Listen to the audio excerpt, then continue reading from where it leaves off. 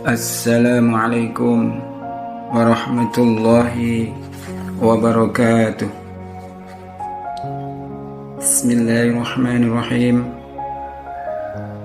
Alhamdulillahilladzi arsala rasulahu bil huda wa dinil haqq liyudhhirahu 'ala ad-dini kullih walau karihal musyrikun. Asyhadu an la ilaha illallah wahdahu la syarika lah wa asyhadu anna Muhammadan abduhu wa rasuluh. Allahumma salli wa sallim wa barik ala sayyidina Muhammad wa ala alihi wa sahbihi ajma'in, amma ba'du.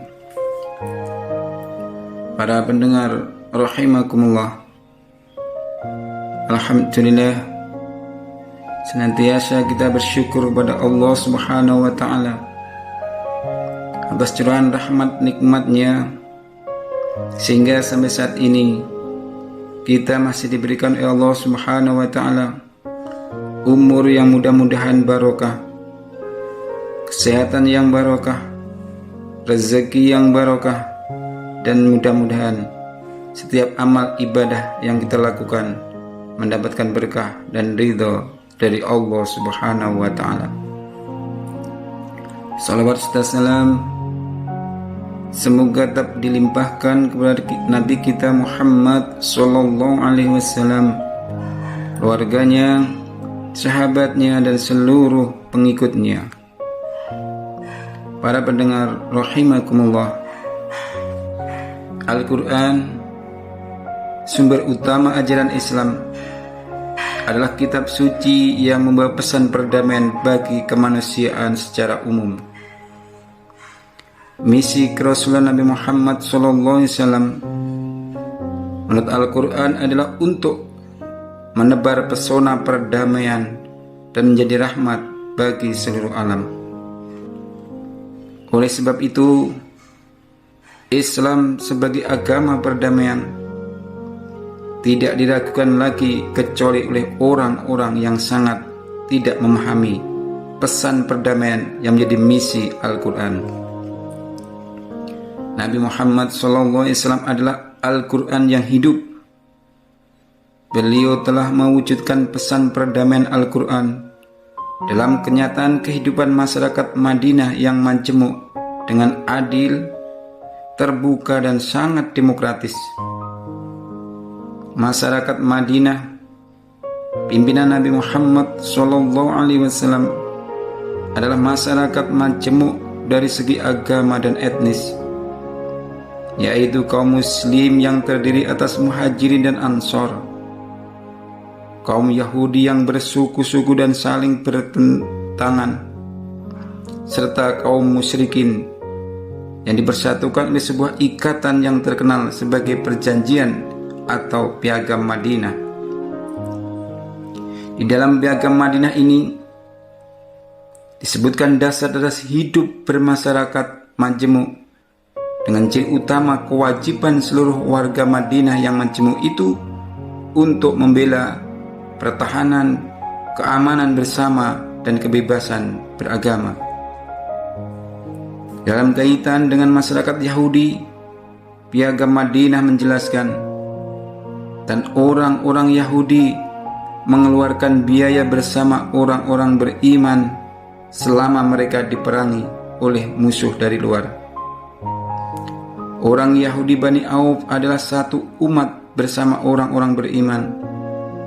Orang-orang Yahudi itu berhak atas agama mereka, dan orang-orang beriman berhak atas agama mereka pula. Semua suku Yahudi lain di Madinah sama kedudukannya dengan suku Yahudi Bani Auf.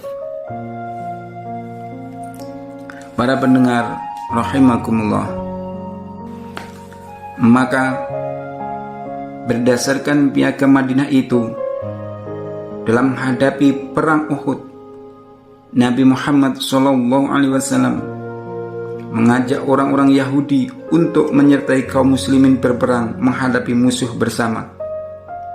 Tetapi mereka tidak bersedia dengan alasan bahwa perang itu jatuh pada hari Sabtu, hari suci mereka. Nabi Muhammad SAW pun tidak memaksa mereka. Namun, ada seorang Yahudi bernama Mukhairik yang tetap berpartisipasi dalam membela pertahanan keamanan kota mereka. Bahkan, kemudian ia tewas dalam pertempuran itu. Nabi Muhammad SAW sangat terharu dan memujinya dengan berkata yang terkenal, Mukhairik adalah sebaik-baik orang Yahudi. Para pendengar rahimakumullah,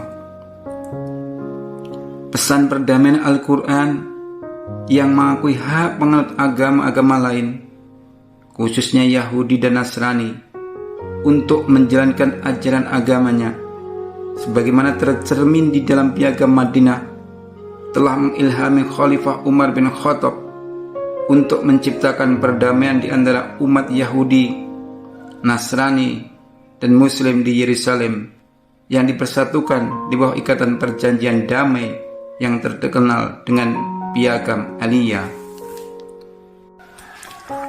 Pesan perdamaian Al-Quran yang diwujudkan oleh Rasulullah Muhammad SAW di Madinah, yang diteruskan oleh Umar bin Khattab di Yerusalem tersebut, namun tertimbun di balik reruntuhan kelamnya peristiwa perang salib. Sementara itu, pesan perdamaian Al-Quran di dunia kontemporer saat ini tertimbun, tertutup di balik gencarnya arus publikasi media massa barat yang menuduh Islam sebagai agama anti perdamaian dan melindungi para teroris. Para pendengar yang berbahagia, padahal Al-Quran menyebutkan perkataan Assalam yang berarti damai,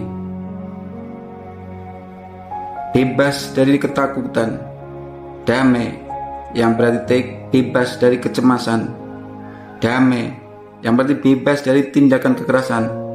Dalam Al-Quran termuat kurang lebih sebanyak 40 kali yang tersebar di berbagai surah dan ayat. Pesan perdamaian Al-Quran tersebut tersimpul dalam muatan makna Assalam. Di antaranya terdapat dalam surah Al-Furqan ayat 63. A'udzu billahi minasyaitonir rajim. Wa ibadur rahmanil ladzi yamshuna 'alal ardi hauna wa idza khatabahumul jahiluna qalu salama. Adapun hamba-hamba Tuhan yang Maha Pengasih itu adalah orang-orang yang berjalan di bumi dengan rendah hati, dan apabila orang-orang bodoh menyapa mereka dengan kata-kata menghina, mereka mengucapkan salam. Para pendengar rahimakumullah, menurut salah satu ulama mujahid, makna salam pada ayat ini adalah kata-kata yang santun dan lembut. Maksudnya bahwa hamba-hamba Allah yang Maha Esa itu adalah apabila disapa dengan kata-kata yang menghina, mereka menjawabnya dengan kata-kata yang santun dan lembut. Sementara itu, Ibnu Katsir menjelaskan bahwa ayat ini merupakan penjelasan tentang sifat-sifat hamba Allah yang beriman, bahwa mereka adalah orang yang menjalani kehidupan dengan rendah hati, tenang, dan berwibawa jauh dari sifat otoriter dan sombong. Apabila orang-orang bodoh menyapa mereka dengan kata-kata yang kasar, mereka tidak membalasnya dengan kata-kata yang sama kasarnya. Akan tetapi, mereka memaafkannya dengan menyalami mereka. Orang-orang beriman itu tidak mengeluarkan kata-kata kecuali yang lemah lembut dan yang baik-baik saja. Mereka mengikuti akhlak Rasulullah SAW, sehingga kebodohan mereka bagi orang-orang beriman tidak menambah apapun selain menambah kemampuan kaum beriman untuk lebih memahami dan memaafkannya. Pesan perdamaian yang dibawa Al-Quran itu tidak hanya diwujudkan dengan membudayakan tutur kata yang santun, tetapi juga dengan menumbuhkan kepedulian kepada sesama manusia yang tidak mampu. Dalam hadis Abdullah bin Ubaid bin Umar, bahwasanya telah ditanyakan kepada Rasulullah SAW, apakah Islam itu? Beliau menjawab, Islam itu adalah memberi makan kepada kaum du'afa dan bertutur kata yang santun. Hadis riwayat Tirmidzi. Tutur kata yang santun dan kedermawanan merupakan bentuk perwujudan perdamaian yang dibawa oleh Al-Quran. Dua sifat mulia itu merupakan karakter orang-orang beriman. Sifat itu bukan suatu tindakan yang dibuat-buat, tetapi merupakan sifat yang muncul dari dalam jiwa yang suci dan bersumber dari keimanan kepada Allah Subhanahu wa Ta'ala. Jadi, semangat perdamaian yang dipesankan Al-Quran itu sejatinya bagi orang-orang beriman bukanlah sebuah sandiwara atau bagian dari strategi politik, tapi merupakan sifat yang disadarinya dengan penuh keikhlasan, tanpa pamrih apapun selain mengharap keridhaan Allah Subhanahu wa Ta'ala. Sebagaimana yang digambarkan Allah dalam surah Al-Insan ayat 8, yang artinya, dan mereka memberikan makanan yang disukainya kepada orang miskin, anak yatim, dan orang yang ditawan, sambil berkata, sesungguhnya kami memberi makan kepadamu hanyalah karena mengharapkan keridhaan Allah Subhanahu wa Ta'ala. Ayat ini menyadarkan kita bahwa Al-Quran mengajarkan ketulusan dan kesucian hati, semata-mata mengharapkan keridhaan Allah sebagai landasan kedermawanan dan kepedulian kepada orang miskin, anak yatim, dan orang-orang yang mengalami kesulitan. Namun, tanggung jawab seorang muslim untuk menunjukkan pesan perdamaian yang dibawa Al-Quran tidak cukup dengan ucapan yang santun dan kedermawanan, tetapi juga dengan memastikan dirinya benar-benar memberikan rasa aman kepada orang-orang di sekitarnya, baik muslim maupun bukan muslim. Sebagaimana sabda Rasulullah SAW, al-muslimu man salimal muslimuna mi yadihi wa lisanihi. Seorang muslim adalah seorang yang dapat menjamin bahwa kaum muslim merasa aman dari tindakan kekerasan tangan dan ucapannya. Hadis riwayat Bukhari dan Muslim. Para pendengar rahimakumullah, perdamaian merupakan jantung Al-Quran dan dasar ajaran Islam. Namun, Al-Quran cukup realistis memandang manusia, sebab manusia dengan ego dan keakuannya serta berbagai kepentingan politik dan ekonomi yang dihadapinya sering melupakan nilai perdamaian, sehingga menimbulkan konflik dan perang di antara mereka. Bahkan di antara kaum muslimin sendiri menghadapi konflik internal kaum beriman ini, Al-Quran menegaskan dalam surat Al-Hujurat ayat 9-10, yang artinya, dan apabila ada dua golongan orang-orang mukmin berperang, maka damaikanlah antara keduanya. Jika salah satu dari keduanya berbuat zalim terhadap golongan yang lain, maka peranglah golongan yang berbuat zalim itu, sehingga golongan itu kembali kepada perintah Allah. Jika golongan itu telah kembali kepada perintah Allah, maka damaikanlah antara keduanya dengan adil dan berlaku adillah. Sungguh, Allah mencintai orang-orang yang berlaku adil. Sesungguhnya orang-orang mukmin itu bersaudara. Karena itu, damaikanlah antara kedua saudaramu yang berselisih, dan bertakwalah kepada Allah agar kamu mendapat rahmat. Para pendengar yang berbahagia, ayat Al-Quran ini menegaskan betapa pentingnya mewujudkan perdamaian di antara sesama muslim, serta perlu menunjukkan dan melaksanakan langkah-langkah nyata bahwa perdamaian itu merupakan nilai yang sangat mendasar yang tidak bisa ditawar-tawar lagi. Karena itu, sekalipun keadaan sudah gawat yang ditandai dengan perang di antara dua golongan kaum beriman, maka usaha untuk mendamaikan harus tetap dilakukan. Pemerintah, lembaga swadaya masyarakat, dan tokoh-tokoh muslim yang berpengaruh hendaklah menggunakan pengaruhnya untuk mendamaikan dua saudara seiman yang terlibat ketegangan atau mungkin bahkan sampai peperangan tersebut. Jika berbagai cara dan strategi sudah dilakukan untuk mendamaikan konflik, ketegangan, dan perang di antara dua golongan kaum beriman, namun belum berhasil menciptakan perdamaian, maka Al-Quran mengizinkan kepada pemerintah yang sah untuk menggunakan senjata guna memerangi pihak-pihak yang keras kepala, memaksakan kehendak, dan secara terbuka menolak berbagai upaya untuk mengakhiri konflik, ketegangan, dan perang.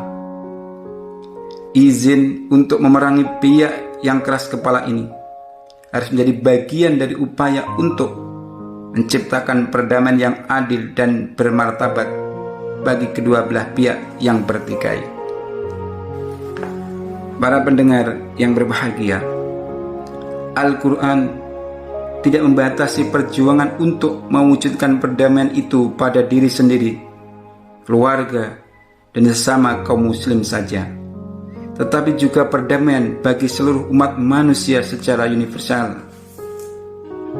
Karena perdamaian merupakan ajaran Islam yang paling mendasar yang harus diwujudkan oleh setiap muslim, baik bagi dirinya, keluarga, kaum kerabat, tetangga, sesama kaum muslim, dan seluruh umat manusia demi terciptanya perdamaian di atas muka bumi ini.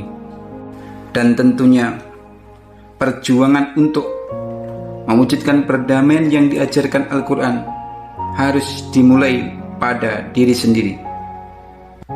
Usaha setiap manusia mewujudkan perdamaian pada diri sendiri merupakan dasar perdamaian dan menjadi modal dasar untuk mewujudkan perdamaian pada kehidupan sosial. Manusia tidak bisa hidup dengan mengisolasi diri tanpa berhubungan dengan sesamanya dalam sebuah sistem sosial yang teratur.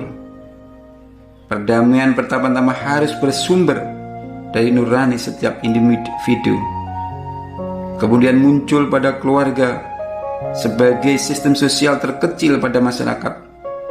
Lalu perdamaian itu terlihat pada pula interaksi dan komunikasi dengan orang-orang yang berada pada lingkaran terdekat dalam kehidupan kita, yaitu kerabat dan tetangga. Dan pada gilirannya, perdamaian yang menjadi pesan utama Al-Quran itu harus terpancar pada kehidupan yang santun, ramah, dan bersahabat dalam semangat persaudaraan dan kemanusiaan dengan sesama umat manusia, baik muslim maupun non-muslim.